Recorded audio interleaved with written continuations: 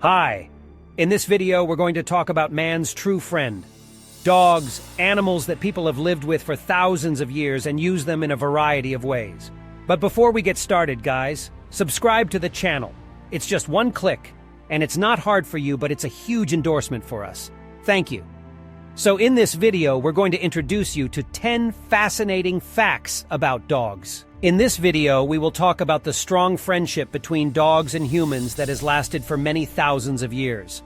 To be more precise, scientists believe that the first ancestors of domestic dogs appeared about 40 to 30,000 years ago.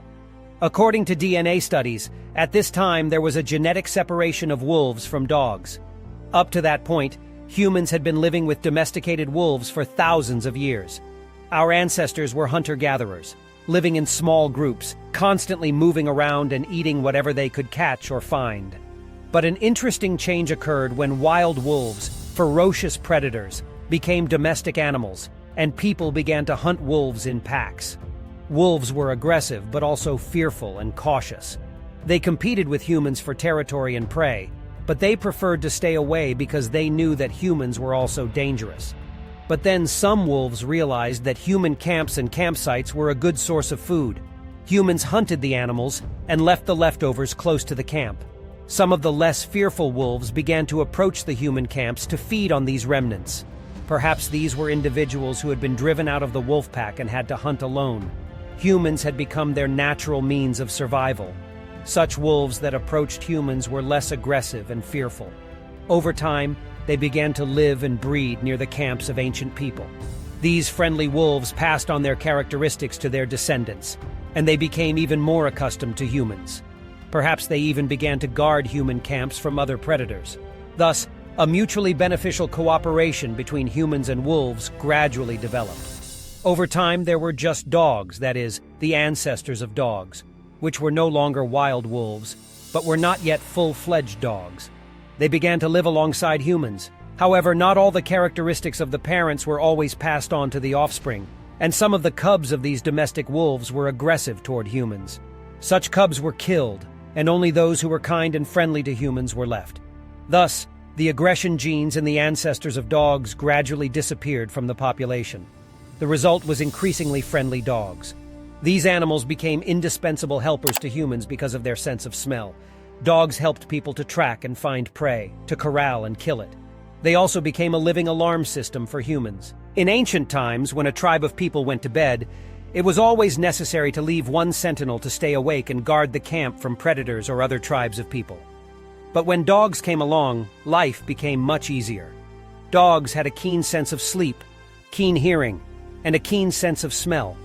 They would wake up if they heard danger approaching and would start barking, waking up the whole community. This made life much easier for the ancient people. Cooperation with humans made life easier for these tame wolves, because humans provided protection and stable sources of food. A tribe of humans supported by domesticated wolves hunted very efficiently. An emotional bond between humans and wolves was also formed. People came to love them as family members, as evidenced by the numerous burials found by archaeologists, where domestic wolves and dogs were buried with honors and funeral ceremonies. After that, people began to live a settled way of life and farming. Wild wolves could only eat meat, but dogs could also eat plant food.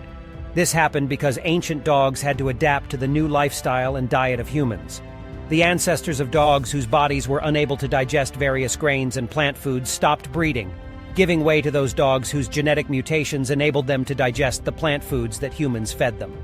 In this way, dogs gradually evolved into omnivorous creatures. They began to live in people's homes and guard them. The dog was probably the very first domesticated human animal, and the first and so far the only domesticated predator. But where did so many dog breeds come from? How did the big gray wolf turn into a Chihuahua or a pug? In fact, why are all dog breeds still called dogs if they look like completely different biological species, unrelated to each other? Almost none at all. It is all due to the process of selection, that is, artificial selection. In ancient times, our ancestors, having no idea about genetics and heredity, kept those puppies that looked the most attractive and were more friendly. Then, already having an idea that the offspring are similar to their parents, people began to let breed only those dogs that had those or other qualities that are necessary for people. For example, They crossed a big, brawny dog with a hairier one in order to get a big, ripe dog that was even better able to stand the cold. During this process of artificial selection, the appearance of the dogs changed greatly, and they became less and less like their wolf ancestors. This process, by the way, was very cruel, because the puppies that did not have the characteristics people wanted most often simply killed. All this led to the fact that there are so many breeds of dogs, and these dogs are so different from each other. But all of these dogs can, in theory, interbreed with each other and produce offspring. Today, there are more than 500 recognized dog breeds. There have also been other breeds of dogs in the past that have completely disappeared. In all this time, people have bred dogs that are suited for a variety of tasks. For example, dachshunds were bred to crawl into burrows and chase rabbits out of them, which were then killed by hunters.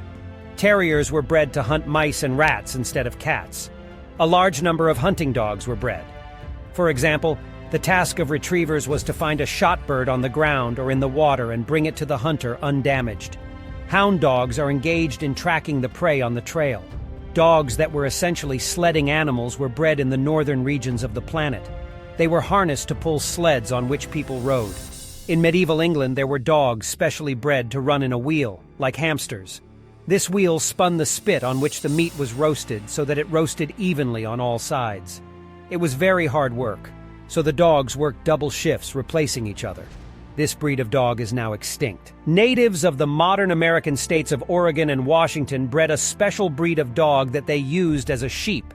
That is, the dog would grow wool, then it would be sheared, and their wool would be used to make blankets that were used for religious purposes.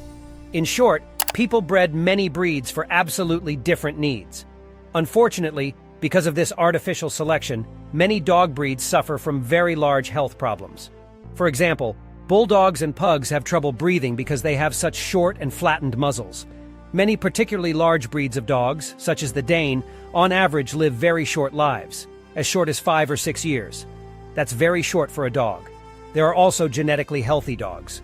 For example, the Chihuahua is considered one of the healthiest dog breeds, despite its appearance and size. Separately, I should tell you about herding dogs. To be honest, before I started preparing material for this video, I knew nothing about them, except that they exist in principle. And it turned out to be a very interesting topic. In general, there are 2 basic types of dogs used in animal husbandry. The first type is guard dogs, which guard the herd on the pasture from predators and thieves.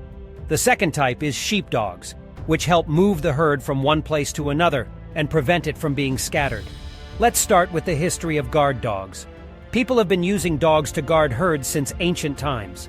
Without guard dogs, herds were constantly losing some animals to wolves, bears, and other predators. Watchdogs are capable of fully protecting the herd while they are out herding. They are usually large and powerful breeds that can even handle wolves. These dogs are culled from their mothers when they are very young and placed in a herd, such as sheep. The dog grows up among the sheep and begins to think she is one of them. It becomes emotionally attached, not to the farmer or owner, but to the herd itself, which becomes its home. Watchdogs have genetically transmitted watchdog instincts. They do not require training as they grow up on their own and begin to do their job of protecting the herd. Often these dogs wear a collar with spikes to protect the neck from wolf bite, since the neck is the most vulnerable place. As soon as such a dog smells a wolf or bear, it immediately gets up and starts barking at it. This frightens the predators, and they run away in search of easier prey. Old-growth dogs are never the first to attack predators, engaging in combat only if the predator attacks. Usually several dogs are guarded per herd to make it easier for them to deal with a predator. And if the herd is sold, watchdogs are often sold along with it. This is because watchdogs live with the herd from childhood, and they lose any predatory instinct towards sheep, for example.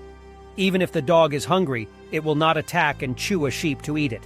However, when a farmer needs to slaughter some animal from the flock, they always do.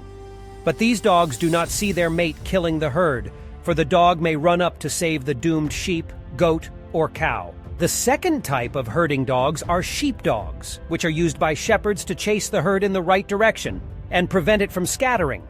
They are usually small or medium-sized breeds of dogs that run fast and are highly intelligent. The most intelligent breed is considered the Border Collie, which is one of the most popular sheepdog breeds. Sheepdogs appeared in humans relatively recently, Only 600 years ago, people purposely bred dogs with a herding instinct, which is the desire to gather animals together in one pile and chase the herd in a certain direction. Sheepdogs inherit this instinct from their wolf ancestors, who hunted in packs and often dealt with herds of wild animals such as bison or deer. When wolves see these animals, they gather in a herd and begin stalking them. For a successful hunt, a pack of wolves must work in unison and chase a herd of deer in the direction where other wolves are expected. These wolves then rush toward the herd and try to separate one or more animals to kill them all together. So the herding instinct in sheepdogs is a modified version of the hunting instinct from wolves, in which the last phases, that is, the phase of killing and eating prey, have been blocked.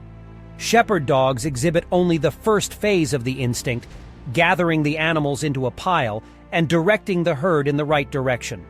If any animal moves away from the herd, the sheepdog overtakes it, gets in front of it, and scares it, which makes the animal run away from it in the right direction. A dog's herding instinct does not need to be learned. It is passed on to them genetically. However, these dogs go through long and intensive training to learn to clearly follow the commands of a shepherd. Training a dog to follow shepherd commands is a complex process. Unlike guard dogs, sheepdogs are kept away from the herd as children so that they don't get used to it and think of it as potential prey rather than their family. Sheepdogs treat the flock harshly, like overseers in a concentration camp. They growl at the sheep, bark, and sometimes even bite them. There are also sheepdogs that have a special ability called strong gaze. This ability allows dogs to steer herd animals in the right direction simply by staring, without barking or growling. The dog begins to stare intently into the eyes of this or that sheep. The sheep is startled and goes where it needs to go. Sheepdogs are also trained in such a technique as beckoning. The essence of this method is that when a sheepdog needs to run quickly to the other side of the flock, it jumps on the backs of sheep and runs along them directly to the place where it is needed. This is considered aerobatics for these dogs.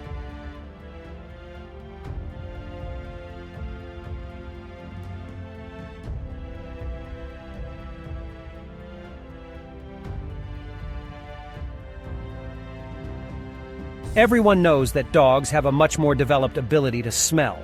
But do you know how they perceive odors? We humans can simply sense the presence of an odor, if it is strong enough. Dogs, on the other hand, are able to smell in stereo, that is, with their two nostrils separately, which allows them to clearly identify where exactly the source of the odor is coming from. They can smell something, and following the trail, find the source of that smell. Dogs have about 300 million special cells in their noses that pick up odors, while humans have only 5 million. A dog can use its nose to travel through time in a sense. For example, a dog can walk into a room, smell who was in it, when he was there and where he went and what he was doing, like drinking tea or eating sausages. But it's not just a dog's nose. Their brain is different. The area of their brain responsible for processing odor signals is several times larger than in humans. That's why a dog only needs a much smaller concentration of molecules in the air, 100 million times smaller than we do, to pick up a scent. Dogs can also remember many more variations of an odor than we can. Moreover, specially trained dogs can sense when a person is sick with certain illnesses because the person's scent changes, and dogs can sense it. Also, dogs can sense when a woman is pregnant, even in the early stages, when the woman herself does not even know about it. Dogs have another amazing ability. They are very good at sensing emotions as well as people's gestures and body language. It is their innate ability. For example, if you point somewhere with your finger, any dog, even one that has not been trained, will understand that you are pointing at something to pay attention to. Other animals need to learn this, as do dogs. Dogs watch a person's eyes closely and are good at understanding where the person is looking. This allows them to respond better to people's commands and moods. Dogs also have a special structure of facial muscles that raise their eyebrows. It is thanks to them that dogs can make that pity look, that is, raise the inner part of the eyebrow, which makes their eyes visually enlarged. Scientists believe that this is an evolutionary advantage for a reason. Such a dog's pitying look had an effect on ancient people. They became pity for such dogs, and they fed them, helping them to survive. Wolves have no such muscle on their muzzle at all. In the wild, usually the strongest survives. But in the case of dogs, the criterion was different. The friendliest survived. The ancestors of dogs that were the friendliest to humans were eventually able to befriend humans, continue their lineage, and spread across the planet.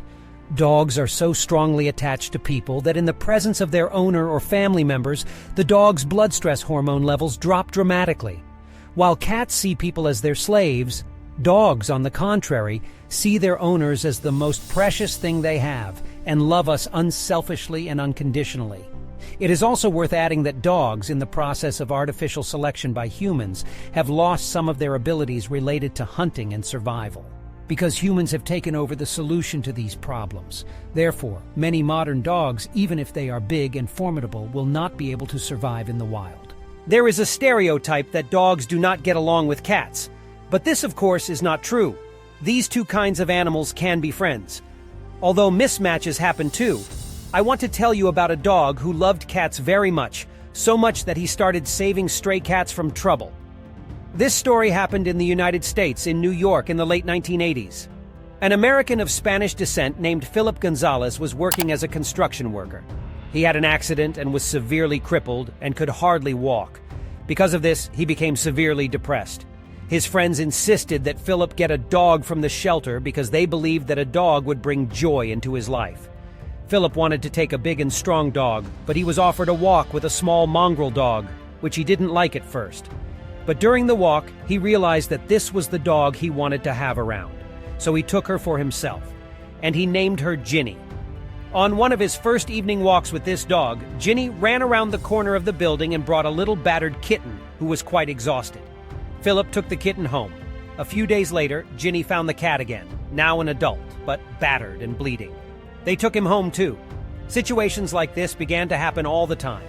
On her walks, Ginny would find and bring or simply show her where the cat was that needed help. Most of the time they were maimed or starving cats. Philip would leave them to live with him until an owner could be found for them. Philip realized that Ginny adored cats. She has some supernatural gift for finding cats in trouble. After a while, Philip even organized a volunteer group, together with which they went out to the streets of New York every night, looking for cats in trouble to save them. And at one point, Philip had more than 60 cats living at home. Almost all of them were crippled.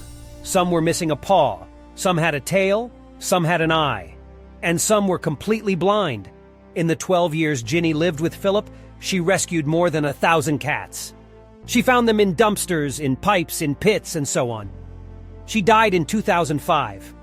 A charity that helps stray cats was named after her.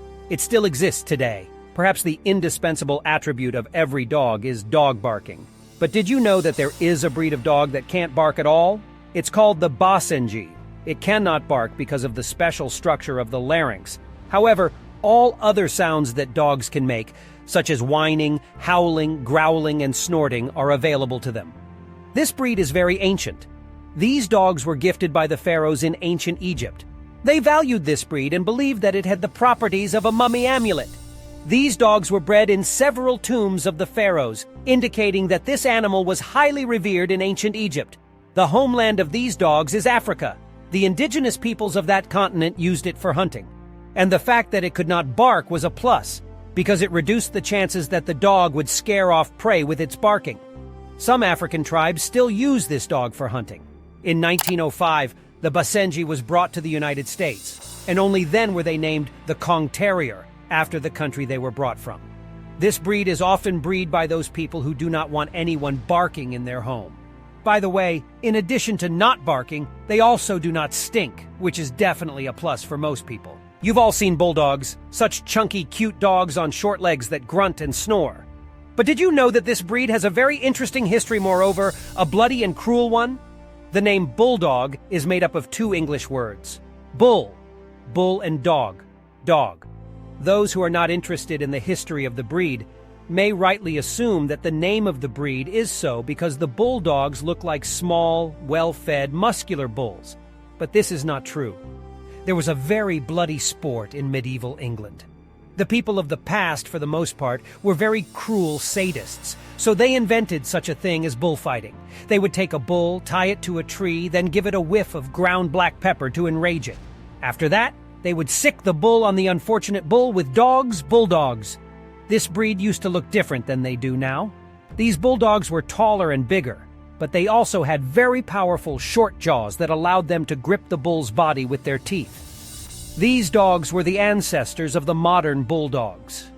The purpose of this terrible spectacle was to immobilize the bull or completely kill him with these dogs. Moreover, this was done not only for the sake of entertainment, but also because the medieval English, for some reason, believed that if the bull killed a dog, the meat becomes much softer and more palatable than if it just slaughtered a man.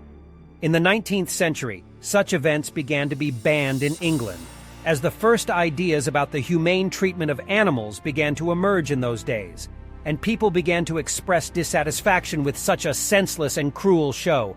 Then it was banned by law. However, the English continued to breed bulldogs from those fighting dogs anyway.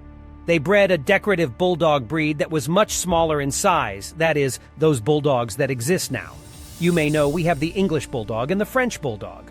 The English bulldog is much larger than the French bulldog. And interestingly enough, the French bulldog was also bred in England. They were used as rat catchers and just as pets. But then the French bulldogs made their way to France, where the rich French elite took a great liking to them.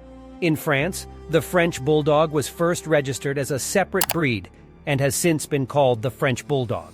Although its true homeland is England, anyone who has ever had a beloved dog die knows how hard it is. For many people, it is comparable to the loss of a loved one. But science has something to offer such people. There are several companies in South Korea that clone dead pets. These are mostly cats and dogs. The cost of such a service is about $100,000. If your pet has just died and you want to clone it, you should wrap it in a wet towel and put it in the refrigerator. If this is not possible, dead dogs or cats should have their ear cut off and placed in the refrigerator. You should then contact the company immediately for further instructions. This biological material will be used to obtain DNA.